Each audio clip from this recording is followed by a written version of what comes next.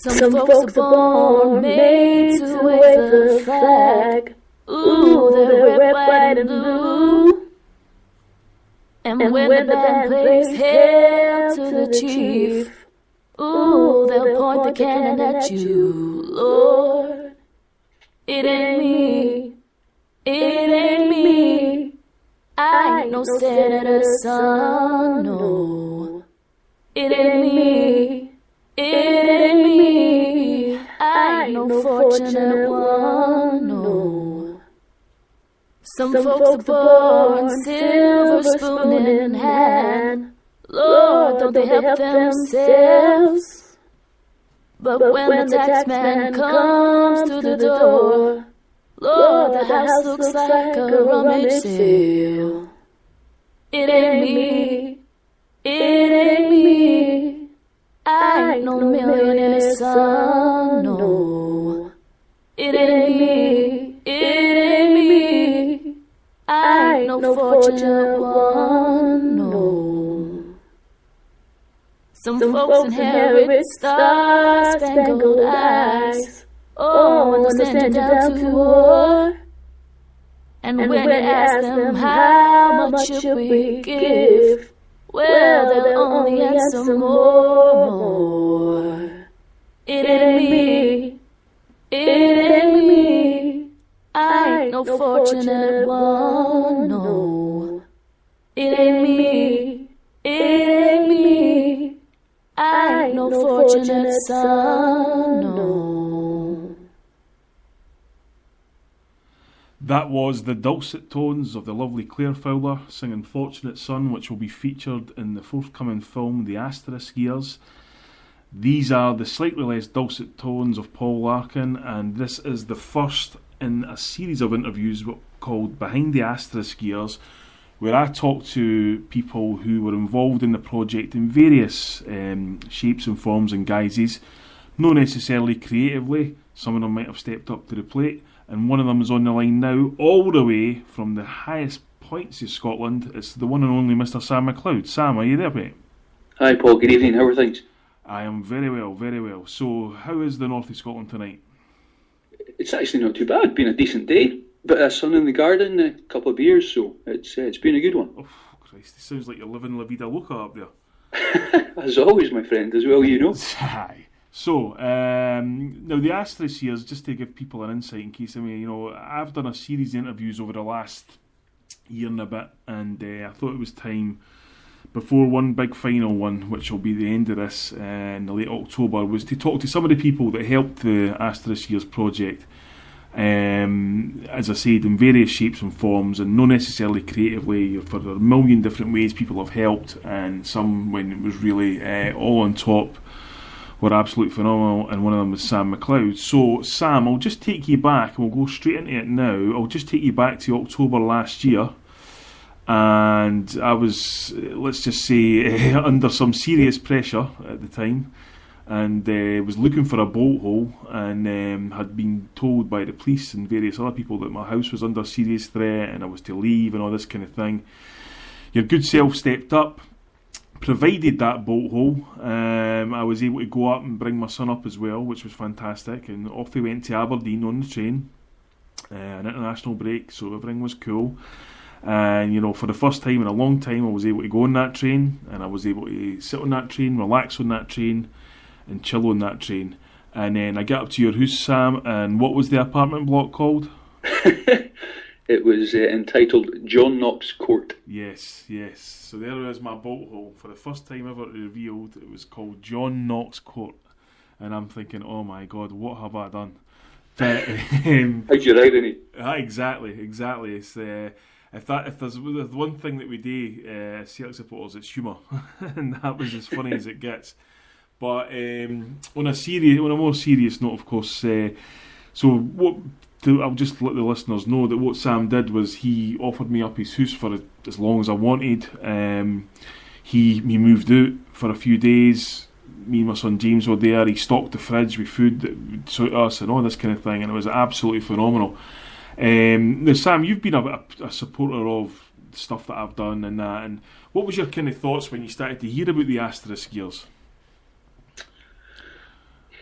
it was just one of those things that I was keen to help out as much as I was able to, Paul. I suppose I kind of spent the main part of those years growing up in a pretty small village in the north of Scotland, where it was pretty much a Rangers stronghold. So I remember what it was like every week, every summer when they'd won the league again, and how much your face got rubbed in it. And it kind of really struck a chord with me. So obviously we'd met and things, and when I'd heard you were going to do it, I wanted to support in any way I could, whether emotionally or anything else. Really just as somebody to be there to offer support in any way I could. Well, I mean, that's something you certainly have done on numerous occasions, and I think what you said there is key. I mean, we're both roughly the same age, we come from the sort of same generation, similar types of backgrounds, and I think my sort of experience throughout this project has been that where people of a certain generation like ours, it's really resonated with them. I mean, obviously, you're talking about you lived in a Rangers stronghold village, but you lived in the north of Scotland. I mean, can you just give people a wee insight into what that actually meant day to day? It was just one of those things at school. You would go and it would be PE, it'd be time to get stripped for football. 9 out of 10 of the boys would have a Rangers strip on. It wasn't that you were scared to wear your Celtic top. You were certainly in the minority. And it kind of seemed to be a thing where that was a generational thing more than anything, I think. It was kind of passed down from fathers and grandfathers that, this was who you supported, and people weren't necessarily making their own decisions. So it was, let's just say you kind of got the mickey taken out of you more than once based on the performance of your team, as I'm sure you'll know yourself. Yeah. No that would know anything about that now, of course. Well, of course. But I mean, so obviously coming from the north of Scotland, I mean, how did you first kind of encounter Celtic? I kind of came to it later than a lot of people, to be honest. I was born in Aberdeen, sort of grew up just with a sort of single parent. My mum, we didn't have much money. She had no interest in football. And then bizarrely, I got knocked down by a car in primary one. The year before Aberdeen won the European Cup Winners' Cup. The driver was really sort of distraught. He brought me an Aberdeen strip. He brought me loads of Panini stickers. Yeah. And I hadn't seen much football at that time because we never had it on in the house. It wasn't something that my mum wanted to watch. And I remember opening this packet, and here's a Celtic foil badge, and here's a picture of the whole team standing up, sort of sideways on. And I just remember looking at the green and white and thinking, I really like, look at that. Who's that? Didn't know anything about it. So obviously tried to read up as much as I could. Yeah. And it kind of went from there. I got taken to an Aberdeen game when I was 4. Didn't enjoy it.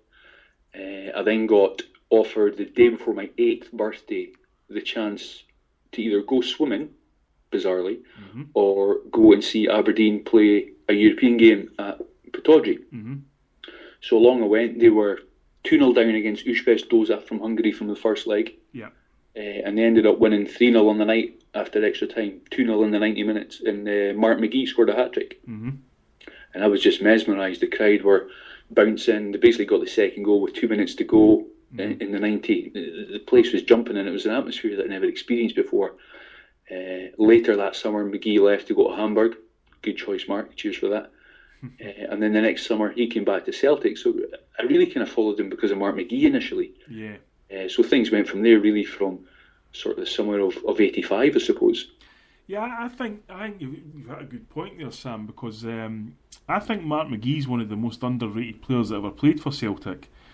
I mean, obviously people are aware of his great success at Aberdeen that earned him the move to Hamburg and stuff, but I thought he was a fantastic player for Celtic. He was often that sort of substitute striker or whatever, and maybe come on last 20 minutes and stuff. But some of the goals he scored, particularly the semi-final against Hearts, particularly the one against Rangers in 88. And I even remember being at Hampden when he scored for Scotland against England. Yeah. A header, and I believe he actually that was the only time he ever played for Scotland. He got dropped for the next game for some reason.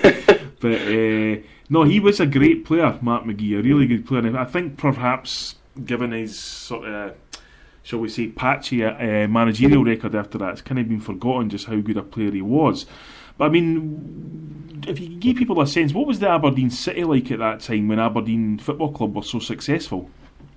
Oh, it was absolutely bouncing. If you were an Aberdeen fan, and you know, loads of people had said to me over the years, "Oh, you know, that was kind of the golden period for Aberdeen. You know, why not support Aberdeen?" But it just kind of never really resonated, you know, with me. But yeah, you know, the team were doing well. Obviously, you know, they went on and won the European Cup Winners' Cup in '83. You know, the season after was obviously the season I went to, the Huge Bestosa game. They were trying to become the first team to defend it. Although they got through the quarterfinals, Porto beat them twice in the semis. Yeah. And I guess that was really the end of that team, if you like. You know, loads of players left, McGee, you know, various others in the team kind of got split up from there, really. But, you know, that early 80s, you know, I remember being on Union Street, you know, where you've been many times yourself, you know, seeing the bus with the cup and things. And I don't know, just a really golden period for the city, you know, and you know, obviously somewhere I call home and fond of the city and don't massively mind the football team, I suppose. But yeah, if you were an Aberdeen fan back then, you know, life was great. Yeah, and I mean Aberdeen, for a couple of different reasons, has always been a very beautiful, prosperous city as long as I've been alive, obviously with the oil and stuff like that, and it's won the Britain in Bloom competition more than any other city in Britain and all that, and you know, I mean, it's obviously somewhere that you've called home and stuff for a long time, but I mean, to me it's you know, there's always been that thing where the thing that bonds, I would guess, Aberdeen and Celtic fans at a time when you talk about the 80s and there was a real rivalry and a real hatred between them, as the 90s came in, the thing that bonded Aberdeen and Celtic fans, if there was anything, was the hatred of Rangers. Yeah, absolutely. You know, not so much now, certainly, but kind of recent seasons gone by, you know, you used to go to an Aberdeen Celtic game and, you know, the Dons fans would be giving it, "We hate Rangers more than you," and, you know, I guess since they died, that's kind of gone a little bit, but yeah, there was certainly a mutual hatred which probably brought the clubs and the cities together a little bit, I guess. Yeah, definitely. So, I mean, as you got older, I mean, were you able to, in the 90s and stuff, get down to Celtic Park more and more? Well, I kind of lived on my own from when I was 17. Sort of mum moved away, she got married again, so I was still at school, kind of doing hires and things, and made the very sensible decision as a 17-year-old or so, I thought, to live on my own and try and go through my hires. So I didn't get to my first game till 96. Right. February it was. George Cadet was introduced to the crowd and we beat Partick Thistle 4-0. That's right, yeah. At home. Peter Grant scored, would you believe? Van Hooydonk got a couple. Weghorst got one. Came on as a sub, actually, replacing John Collins, which is pretty topical, I suppose. So that was my first game, 19, you know, later than a lot of people. But after that, kind of, you know, many games, kind of season on season, and things really grew from there. So it's half my life ago, I guess, but it's been a bit of a journey. So, and I think that I was up in Nairn a few weeks ago, and you know, the guys were telling me about the escapades that they go through with the travelling down to Celtic Park and from Nairn and stuff like that. And I know Nairn's obviously a lot more north than Aberdeen, but given your distance to travel and given that it seemed to be that everybody who went up to Aberdeen to watch Celtic was drunk, did you actually become an alcoholic when you followed Celtic? Put it this way, I certainly drink a lot more now than I did when I started, that's for sure. It's just one of those things, isn't it, that train journey, you know, the camaraderie with your friends, and you know what you think's going to happen in the game, you know what actually happens, and then on the way back commiserating after a defeat or being absolutely bouncing after a victory. So ScotRail have probably seen a fair few sights of me, that's for sure. Well, we'll no ponder that. But Sam, there is one thing I have to take you to task on. Now, you'll need to brace yourself on this one, because, and I'm sure some of the listeners will be aware, some of them won't be, but they will be shortly. You are about to disappoint millions, and I mean millions of men, by taking one of the loveliest women in Scotland off the market. Explain yourself. It's not done and dusted. And I really disappointed. I thought you were going to say disappoint millions and millions of women, but no, if you'd have known that wouldn't be the case. No, that's what I'm going to say to Kim when I interview her. Okay, cool. Yes, we are getting married in 2 weeks. 2 weeks? Week on Tuesday. A week on if all Tuesday. goes to plan, in New York, somewhere where I've been once or twice. Anybody who follows me on Twitter may have a realisation that it's a place that I rather enjoy, shall we say. I'm glad you got that one in before I slagged you a bit. Aye. But let's just rewind back a wee bit. I mean, you can't just throw in "I'm getting married in New York" and let that pass without comment. I mean, let's explain. How are you getting married? What's going to happen on the day? Are we talking Sex in the City here? Sex in the City? What do you mean? I've never watched it. Well, You're obviously more well versed than I am. Glamour, glitz, things like that, or is it, are you running off to Staten Island on the ferry? So you pitch up at City Hall and stand in front of that big mural that they've got inside. Oh. No, we're not. We are getting married in Central Park. Mm-hmm. We have minister, friends and family coming. Basically picked their own vows and service and things. So, yeah, it should be interesting, if nothing else. Basically, we've got a wedding planner, so I'm going to pitch up in a kilt and hope it all goes well. Now, so, can I just say, does that mean then that you're actually the first man ever for Aberdeen who's ever had a wedding planner? It might well be, to be honest. I'm kind of a bit amused by the fact myself that I've got one. It's a bit strange when she calls and says, "Hey, it's your wedding planner here," and you're like, "All right, yeah." I mean, cool. Correct me if I'm wrong, Sam, but was it round about Christmas, New Year that you announced this? It probably would have been, to be honest. Yeah. The proposal happened last year, sort of August, September in New York. In New York, right? Yeah. Yeah. So yeah, it probably would have filtered out, I suppose, over time. Didn't make a massive announcement about it. Yeah, just the point I was going to make was it seems to have just flown in. From the time that you started to let people know to suddenly. I mean, I think you're away on Friday. Is that right? That's right. Yeah, fly Friday morning. To be honest, I think most people found out by accident because the last few years that we've gone to the sort of Blarney Rock pub, which many people will know. Yeah. And had a wee drink for Stephen Monaghan. Mm-hmm. Took a wee photo for him, posted it on Twitter, and somebody spotted that the good lady had a ring on, and it kind of came out from there. So it was accidental more than anything. Yeah, I'd say. I must admit, the first time I spotted it, Sam, and I'll show you remember this, is when she poured gin and tonic over my genitals in the pub in Glasgow in March there. I remember it well. Yeah, that's how we should have let most people know. And and it was great how you done the dutiful man thing, went up, got her another one, and then she spilt that one as well. So that's what she does.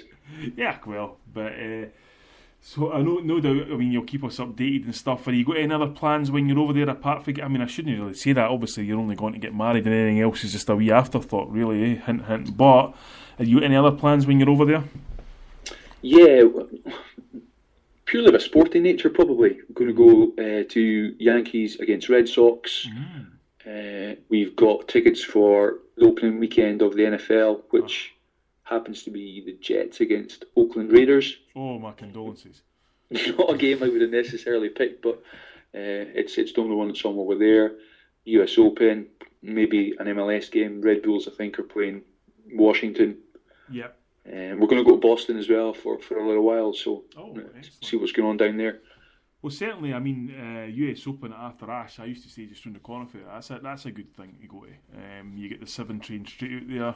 The Red Bulls, you get the PAF train in Harrison, and it's a fantastic stadium, and you're in Sopranos country there as well. Yeah, big time. No, we've been to the US Open the last few years, so it's pretty good, like you say, straight out of Grand Central, right up to, is it Whittett's Point, I think? Is that right? Yeah. And yeah, I've got the kind of train out past Red Bull Stadium before, so that should be good. Really looking forward to it. Really looking forward to taking a break. To be honest, I haven't been away this year. Yeah, quite late on in the year, so it'll be nice to get away. That's for sure. I mean, by the sound of it, Sam, I think I've got to ask you this question: are you actually going to come back? Potentially not. It's quite likely that I will end up with some sort of illegal alien just in New York. Find myself in Rikers, maybe. Yeah, come on. That was a below the belt dig there. But I was just going to dig to somebody else here. I'm sure there's one or two illegal aliens listening to this show. But no, I mean, obviously you'll have I'm actually going to be back there myself in January. So yeah, I mean, you'll have I personally think that you when you go to New York, that it's the best time to go is September, October, because I think the climate just, for peely-wally folk like us, the climate suits us better. You've just mentioned all the sport that goes on. The NFL, I mean, obviously having a joke about the Jets, my friend in New York always called them the classless Jets against Oakland Raiders, but you'll have an absolute bot. I mean, honest to God, if you think people drink a lot at football matches here, you wait to see how much people drink at that game. Let me tell you, there'll be people in that car park that'll have been tailgating for 9 hours before they stagger in there. Really? But the atmosphere is fantastic, and it really is a great, great spectacle. And you're going at the right time of year. You're not going to be sitting freezing your bollocks off, you know what I mean? Yeah. In mid-January and so on. But Sam, I'm going to have to, before we wrap this up, I'm going to have to say that I'm a bit shocked you've actually got anybody to agree to marry you, and I'm going to say why. Because some people might not realise this, Sam, and this might have been our wee secret, because I don't think I've actually revealed this to anybody before. One of the characters in my novel, The Last Pearl Diver, was actually based on you. Yes. Would you like to reveal what his speciality was? Put it this way, it's a quiet day in Aberdeen. I'm just going about my business. The mobile vibrates, and you just get a random text saying, "Hey, what was the name of that strip club just along the road from the train station?" Mm-hmm. And I'm thinking, okay, why should I know this? Sure enough, I knew it. So I appear in Paul's book as Sam the Bam from Aberdeen. Yeah. It was, I mean, to give people a wee bit I was actually reading up on The Last Pearl Diver, which, by the way, is a fantastic book. I actually read it and thought, did I actually write this thing? Because it was actually pretty good. I know, go out and buy it, yeah. Or you can buy a ticket for the Homeboys raffle and you'll get it free. So there you go. That's how even better. What a man I am. Very expansive man. And that's not just my waist size. But what I'd actually thought about was, I'd been in this strip. We used to go to the, as we discussed about Pittodrie years ago. That's where we used to hang up. And of course, as a young kind of impressionable laddie, I was, aye, absolutely, let's go. Through the 80s and 90s and stuff. And I had witnessed an incident where a guy had basically had his glasses taken off him by a stripper, and then the stripper done various things with his glasses. And I think we'll leave it at that because obviously, Sam, this is a family show. Absolutely. And I just thought, what if that was Sam? I don't wear glasses. So, exactly. And so I had this image of Sam wearing the glasses, because then what happened was, after this stripper had used the glasses in various orifices, everybody sat next to her wearing glasses. And I just put that in the book because I thought it was great, and I thought, well, who do I know for Aberdeen? Sam. So I text Sam and I said, what's the name of that place? And as soon as he was like, he knew what it was, I was like, fantastic, that's him. And then it was like, by the way, but the caveat I will say that book was in part dedicated to the lovely Kim Petrie as well. So that was my get out clause in case she. Well, actually, she couldn't inflict any more damage on me. She's already thrown drink over me and things like that. So twice, aye. So thankfully when she done that, I was single at the time. Because try explaining gin and tonic over your genitals to a partner. At least you didn't try and mop it up. Well, I never, anyway, that's all I'll say on that. But, so Sam, anyway, on a more serious note, and before we play out for your song, which actually, you know what, let me just ask you, you picked a song that we're going to play out with Sam. Why have you picked that?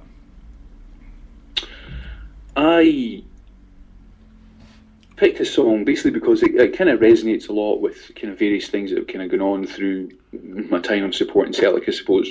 Mm-hmm.